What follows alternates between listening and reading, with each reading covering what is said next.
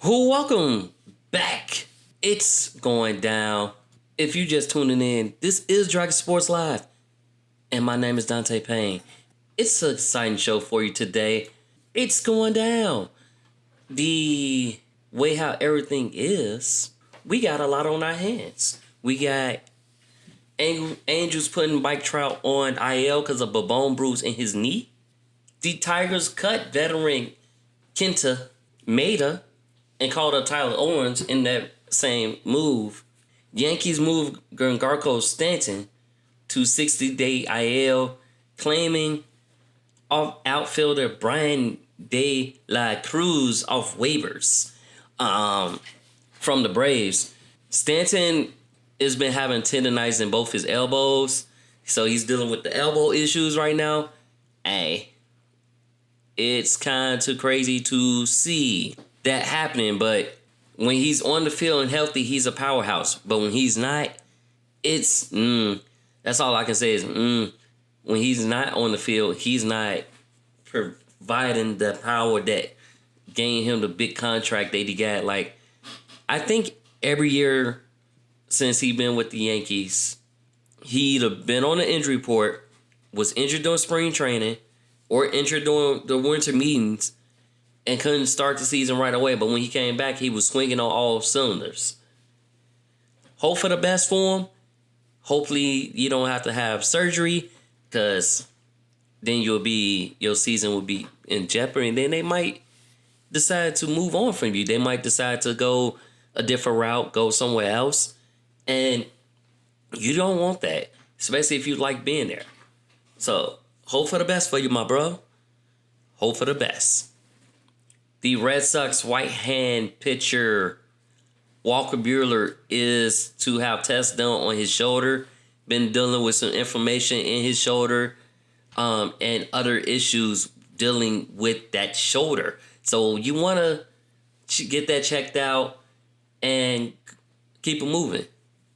Jose Ramirez is the first Guardian third base with 250 career home runs and stolen bases. So keep in mind, first Guardian player. Rangers demote Jake Burger to AAA. He wasn't doing too well. He was struggling. And they decided to send him on down to AAA. Hopefully there'll be a pot shot to get back in the fold and do things the right way. So you got to look at it that way. If anytime they get optioned off or sent down to AAA, they see you struggling and they want you to do better, or they feel like hopefully this will open your eyes. And that's why they do it. So we'll see.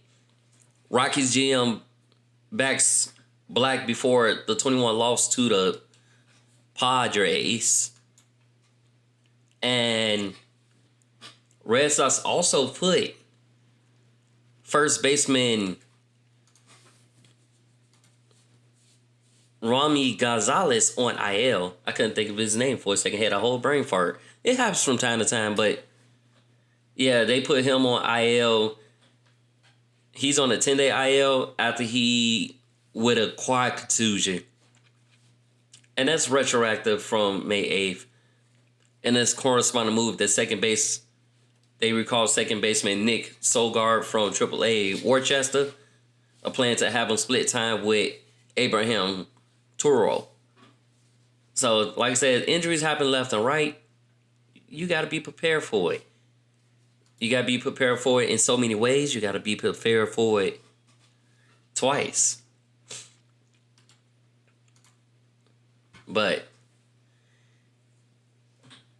in other Yankees news, Aaron Judge hits 2 home runs as the Yankees fall to the Athletics. But Judge celebrate his return with a loss. But he's leading the majors with 14 home runs on the season thus far, currently at 14. So let's keep watching that, guys.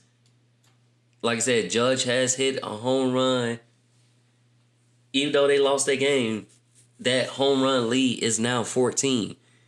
Who's going to catch up to Judge?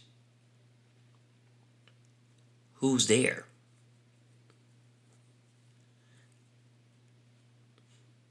Astros have removed Jose Altuve due to hamstring issues. Like I said, as I stated before in previous episodes and everything else, hamstrings are the most common things in baseball, especially when you using your leg. So yeah, those are the most common things. Those tend to happen. Chris Bryant, the Rockies' designated hitter, will be restricted to not much more than a casual walk as he recovers from a procedure to fix his chronically bothersome back. So you won't see Chris Bryant right now at the moment. Currently on the 10-day IL. We'll keep y'all posted on that. But yeah, he's been having a troublesome back, so that's also why the Rockies are struggling right now. They are 6-33. And like I said, they took a 21-0 dubbing at the hands of the San Diego Padres on Saturday night in Denver, matching the 1988 Baltimore Orioles for the worst 39-game start in the majors since the 1900s. That was a game where Fernando Tatis Jr. and Xavier hit home runs in the fifth inning, part of a 5-home run game for San Diego, while Stephen Kett, 2-0, tossed a shutout in his second major league start. It's only his second start, and he already tossed him a shutout. It's also the biggest shutout win in Padres franchise history, tied for the third biggest shutout win in the NBA since 1901. Rockies have been struggling. They lost 8 straight right now. Now the GM backs them, but it's just like,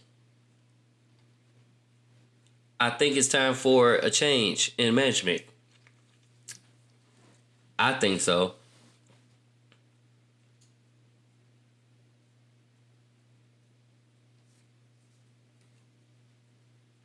Because we'll see. But it's a struggle. Something's going to change in the offseason. We're going to let y'all know what them changes will be. But something's going to change in the offseason. It's definitely changing. So let's keep y'all posted. We do got some exciting games that's happening today. The Cubs will take on the New York Mets, followed by the Atlanta taking on Pittsburgh, St. Louis taking on the Washington Nationals, Milwaukee taking on Tampa Bay. Now we looking at the current standings right now. Yankees still sit in the American League. Yankees still sitting at the top, followed by the Boston Red Sox, then the Toronto Blue Jays, the Rays, and the Orioles, who got a better record than most. In the AL Central, the Tigers sitting nice in first. They're about 2.5 games out, with the Cleveland Guardians and the Kansas City Royals right underneath, followed by the Twins. Now the White Sox, they're struggling right now because we are at 11-29, and we have lost the last game but won the game before that. So they are struggling, but they are 3-17 in away games, 8-12 in home games right now. That might be more changes there too as well. In the AL West, Seattle is sitting in first, followed by the Athletics, who, like I said, just beat the Yankees. The Astros, Texas Rangers, and Los Angeles Angels sitting at 16-22. Now for the National League, Mets at 25-15 in the NL East. Phillies at 23-16. Braves 19-20. Washington Nationals at 17-23. Marlins 15-23. Cubs in the NL Central lead that way with 23-17. They're followed by the Cardinals, then the Reds, and then the Brewers, and then the Pirates. And you go to the NL West, where every team is pretty much close with each other except for the Colorado Rockies. Rockies are 6-33, and they have lost their last 8 games on that. San Diego Padres is on a 2-game win streak. And the St. Louis Cardinals, which I forgot to mention, they're on a 7-game win streak currently right now. So can they keep their streak alive against the Washington Nationals? We shall see, and only time will tell. And going back to the Cubs real quick, Ian Happ will be out the lineup again because of oblique discomfort. He'll be out the lineup for the second day. Craig Counsell said that the left fielder is feeling better, but he will be held out the lineup just to get that rest in so you can be better and be great. But he's been balling. Cubs been balling. They are 10-9 at home, 13-8 away, which by my books is pretty good standards. So we'll keep y'all posted on that. We're going to take a quick break, and we're going to be right back with more sports coming up. We're going to talk about draft, and things happening in football, people retiring left and right. We're going to let y'all know who and more. Stay tuned after we take a short break. Welcome back to Dragon Sports Live. The draft came, come, and went. But what's going on for the one that's been drafted, in the 5th round? Or the undrafted signees that happened? So, the rookie mini camp is going on for most rookies now. And we got people embracing their backup, their potential quarterback. I seen some throws from Sanders. Sanders looked good at making some pocket throws in there. You got Dylan Gabriel, who's embracing the addition of Sanders in the QB competition. Because you got to think about this. Watson, injured, right? So, on the contract far as the QB room, you got Kenny Pickett, Joe Flacco.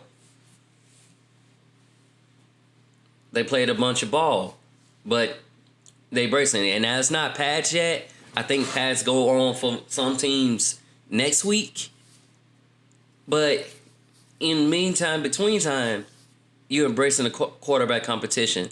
That's going to make you play better and harder.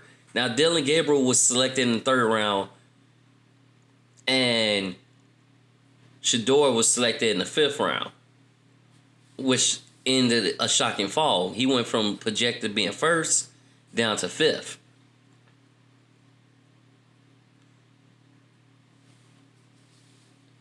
So let's see what this quarterback competition gonna look like come preseason. Let's see what happens when they put the pads on. Because on Saturday, Dylan Gabriel said that he loved it, basically the competition, before the Browns' 2nd rookie minicamp practice. And he's thinking just both of them. You learn from one another, but also it's not just 2 in the room. At least for right now, anyways. So we'll see. The first day of rookie minicamp, Sanders and Gabriel split practice reps, with Gabriel taking the first handful of snaps in team drills.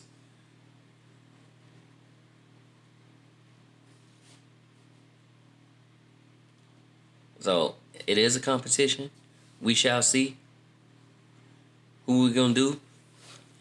Gabe Taylor, who's relinquishing a chance to represent his late brother with the Commanders. He took a moment in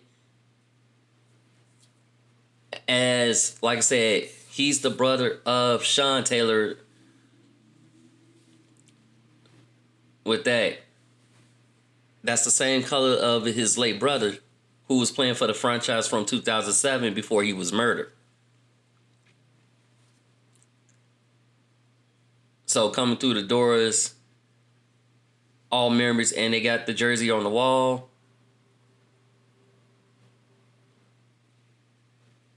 He doing what he can to represent his brother. Now, he went undrafted last month in the draft, but he is trying out for the team.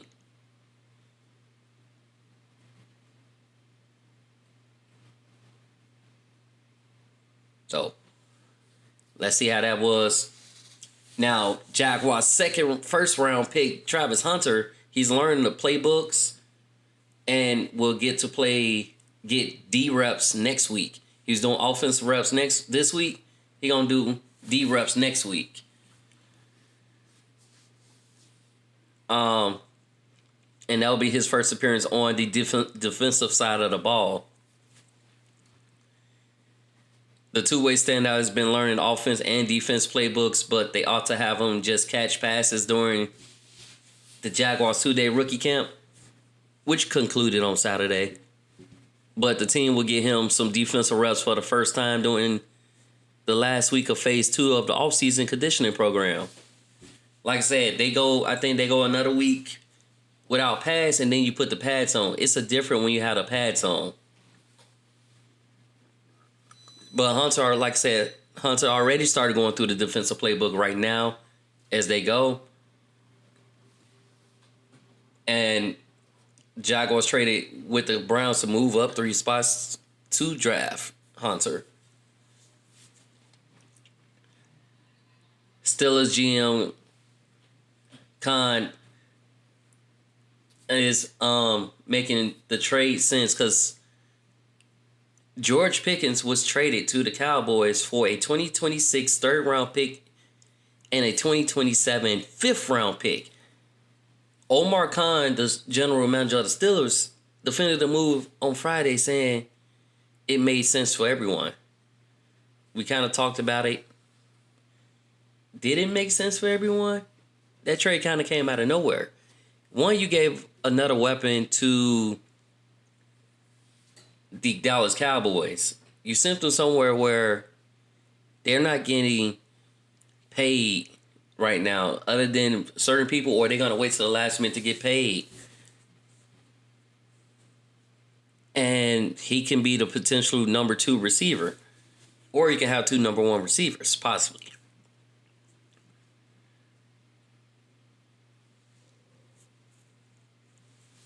But we shall see what they do. They trying to make moves to sign and do whatever. Because they did acquire DK Metcalf from Seattle in that trade that I had in the eve of free agency, and recently signed veteran receiver Robert Woods to a 1-year deal. That pair joined a group that also include 2022 4th-round pick Calvin Austin III, as well as 24 third-round pick Roman Wilson. They heavily pursued Brandon Ayuk to add to their depth to their courts of Pickens, Austin Wilson, Scotty Miller, and Van Jefferson, but Wilson missed most of the season with a lingering injury that began in training camp, and they made the investment in DK. So let's see how they fare with that, ladies and gentlemen. My lovely Patriots defensive coordinator Terrell Williams will not be with the team during rookie minicamp. He had a health scare while returning home to Detroit from school spring break in late March. So he would not be with the team during rookie minicamp, but hopefully he'll be back with the team soon.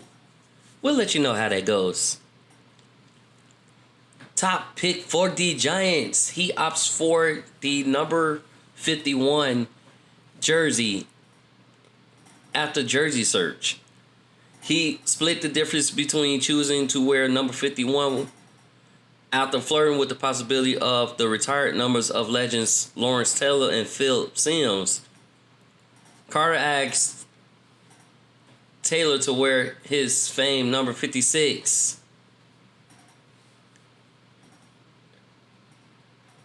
After being selected third overall in the NFL draft last month, and he was rebuffed. Then contemplated Simms number 11 before the door was closed by the family of the retired quarterback. Then he came, taking a digit from each, which give you 51.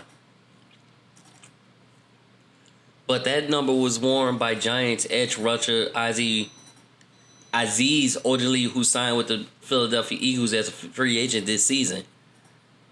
Carter, who wore the framed number 11 jersey at Penn State, that is given to the team's best linebacker and defensive lineman, and he played off-ball linebacker his first 2 years in Happy Valley before transitioning to edge. He got it. He got the number he want.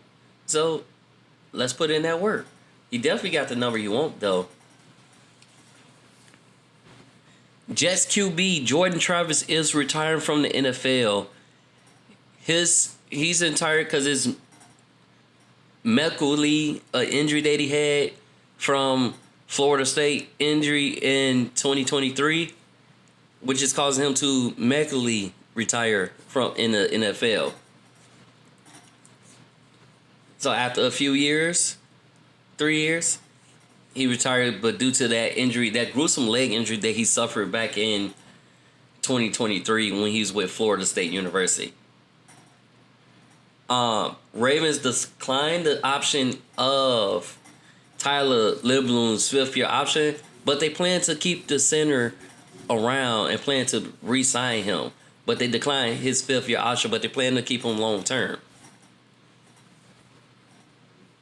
Panthers wide receiver Hunter Renfrow is ready to work now, back up to 185 pounds after battling a disease. He had a disease that caused him to drop weight, couldn't have excruciating pain and stuff like that, but he's back and he's with the Panthers. He was last with the Raiders, but he sat out a year. The Packers pick up defensive tackle Devontae Wyatt's fifth-year option, but declines linebacker Kuwait Walker.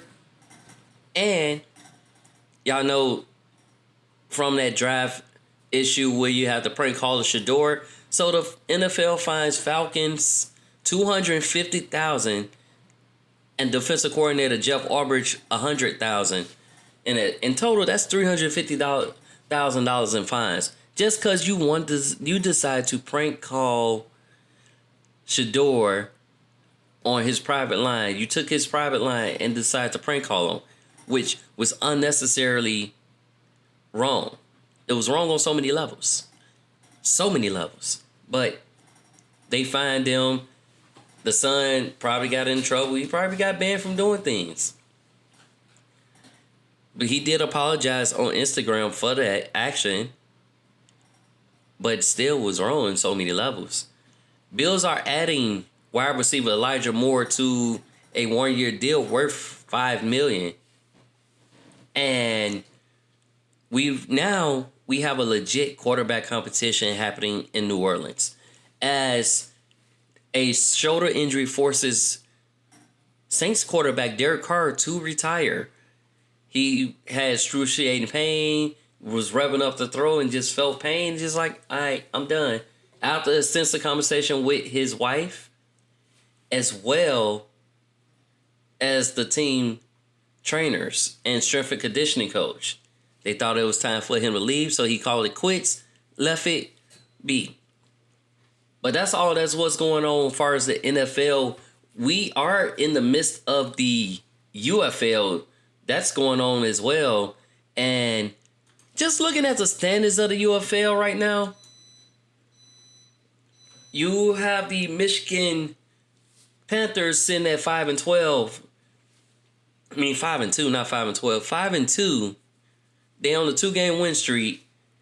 Birmingham Stallions sitting at 4-2. Houston Roughnecks 3-3. But the Memphis Showboats, and I think it's because they lost their coach and a couple other staff, they're struggling. They're 1-5. So is also the San Antonio Brahmas. They're 1-5. Now, both of these teams was in the playoffs last year. They don't think they're gonna make the playoffs this year, because everything's coming down to it. The DC Defenders are sitting at 5-2, and the St. Louis Battlehawks at 4-2. Now the Arlington Renegades, they're 3-4. I watched the standings of that. I watched things go on that, but they sitting there.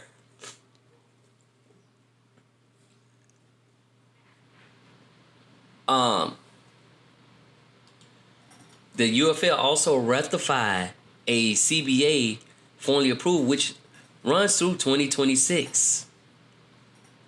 So that's a good day. They got a new collective bargain agreement, and that deal finalized a deal that players ratified last month. Big ups to them on that. Now the deal is retroactive to the start of training camp, which opened May 2nd and will extend through the end of 2026 season. Michigan Panthers suspend Samson Nukul for slapping a fan. He'll be suspended for 1 game after he slapped a fan during the altercation following Saturday's 32-27 loss to the St. Louis Battlehawks. He will do community service, will miss that game against the DC Defenders, but he will be there. Anytime you do that, you don't want to, you kind of don't want to do that at all. So you don't want to get in altercations with the fans. Let the staff handle that. Let the owners and everybody else handle that, because then it could come to consequences. But that's pretty much what's all going on right now. We're going to take a little quick break, and we're going to talk NBA playoffs and the WNBA as they are in preseason. Coming up here on Dragon Sports Live. Stay tuned. And if you miss Dragon Sports Live before we take that break, fear not, because you can catch it on Spotify, Apple Podcasts, iHeartRadio. You can even catch it on YouTube and Facebook, Twitter, Instagram. Fear not. You can always catch Dragon Sports Live. But with that being said, we're going to take a quick break. Welcome. And we'll be right back. Ladies and gentlemen, after this, to Dragon Sports Live. Now, I don't know if y'all been watching the NBA, but it's been going crazy. Greg Popovich, who he's stepping down as a coach, and he's going to transition into a full-time president basketball operation. So they named Mitch Johnson as the head coach, who filled in for him while he was done. And Mitch Johnson actually did a pretty good job with the Spurs. That's why they named him the head coach.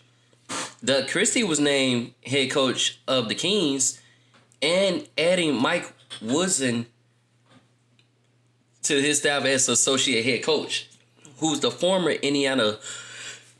excuse me. Woo, excuse me. Sorry about that.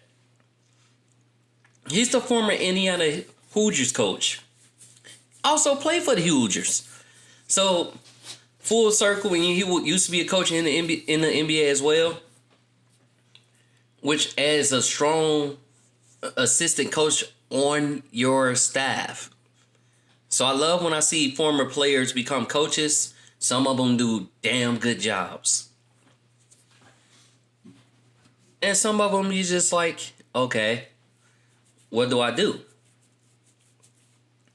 Now, it was brought to light that LeBron James suffered MCL sprain in Game 5.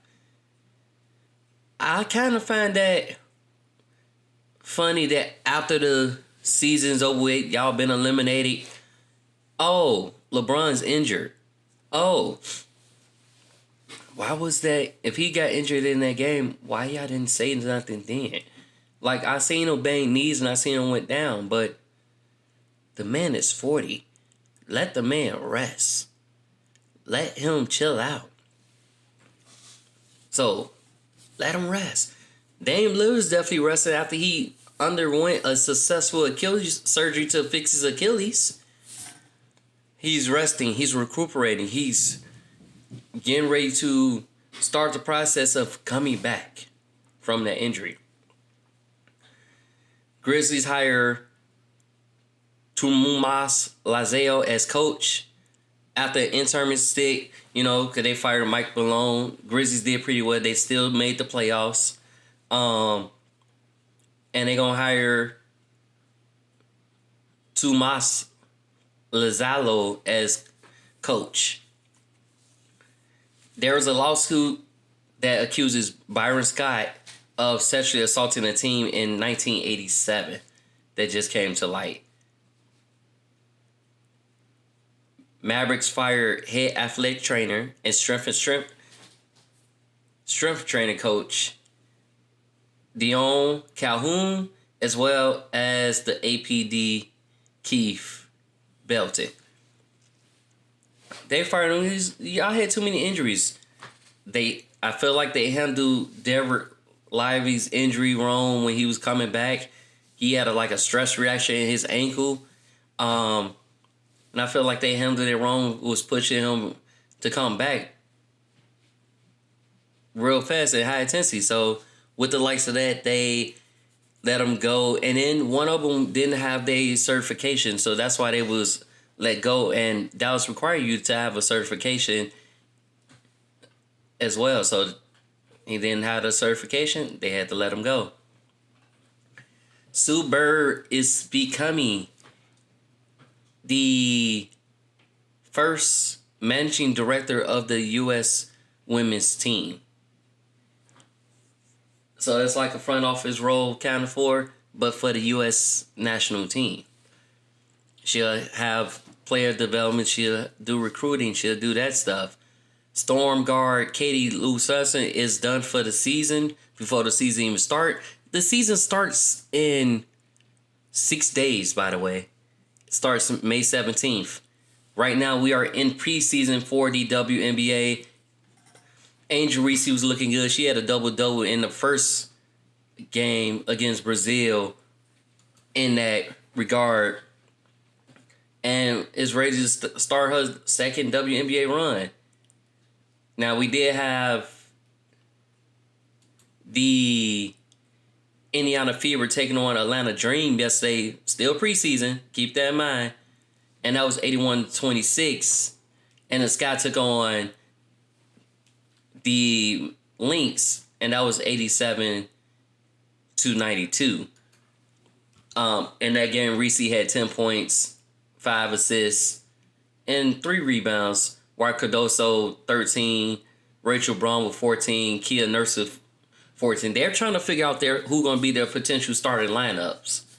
Who going to come off the bench. Who going... That's what they're doing in preseason. They fine-tuning everything.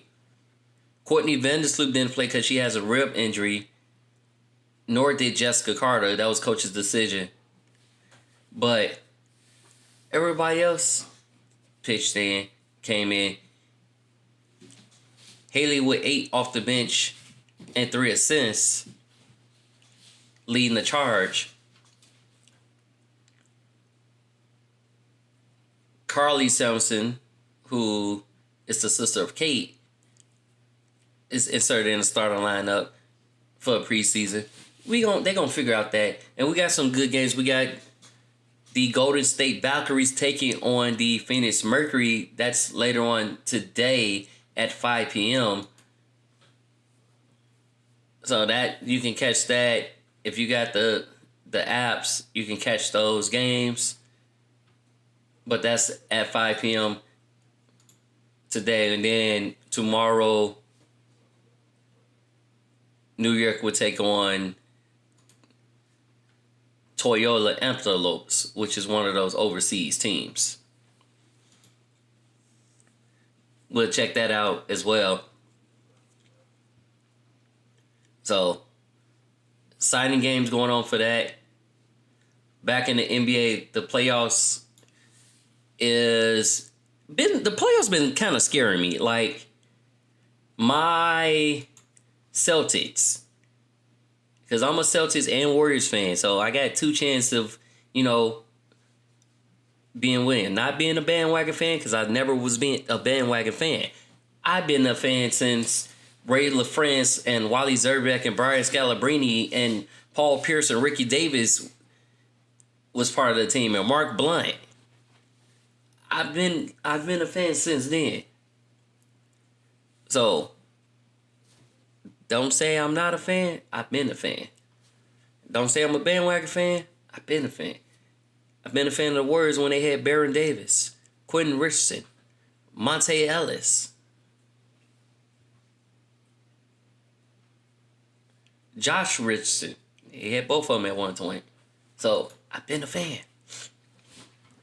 Can't say I haven't.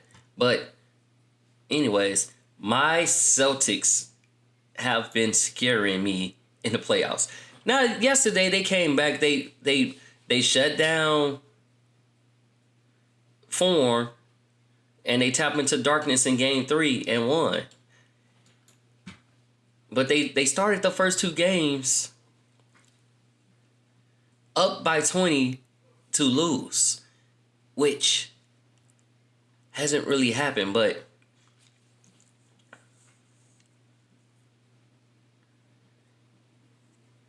and they was shooting horribly from the field in Game 2.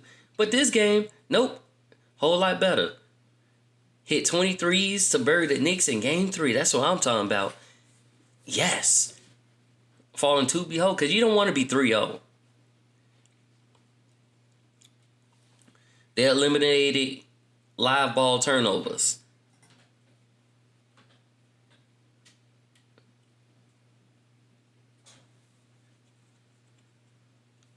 And that aided the turnovers, kind of aided those two 20-point comeback that in games 1 and 2 that the Knicks took. The Knicks had allowed 9 or more points off turnovers than the Celtics in the series. But both teams scored 14 points off turnovers. So it was a strong, live ball turnover. They shut out the outside noise. And Jason Tatum, who came into that Game 3 shooting 29% in the series, had a better performance. He did so. It wasn't extraordinary. He made his first 2 threes, and it seemed to relieve some pressure. Helped the Celtics look much more at easing their running through their offense.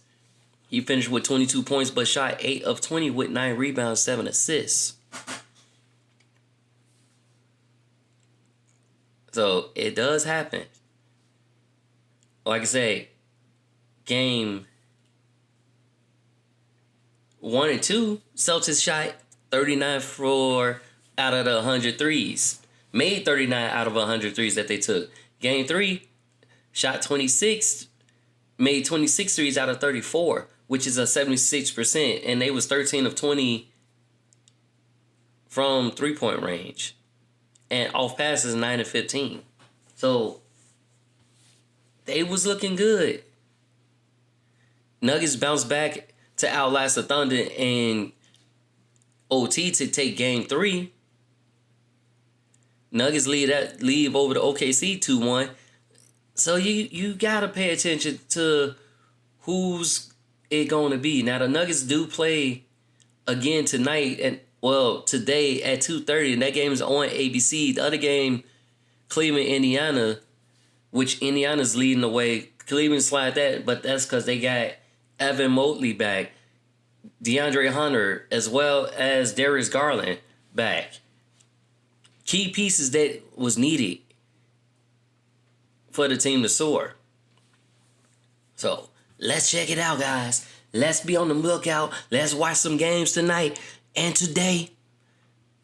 But let's do it.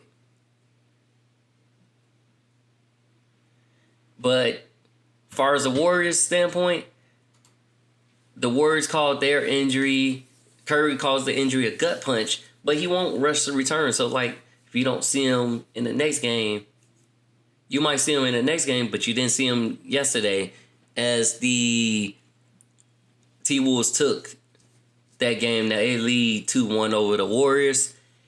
T-Wolves basically caused Kevon Looney to foul out, Draymond to foul out, and yeah, it was tough. They was up, and then all of a sudden, the T-Wolves woke up and went on a run. It happens, but I hope for the best for them. I want the Warriors and the Celtics to both win a series, but we'll see as it goes on. So, with that being said, that's all that's going on right about now. I'm going to take a lunch break and get ready for work. But I'll catch you on another edition of Dragon Sports Live. I'm Dante Payne, signing off. Peace out.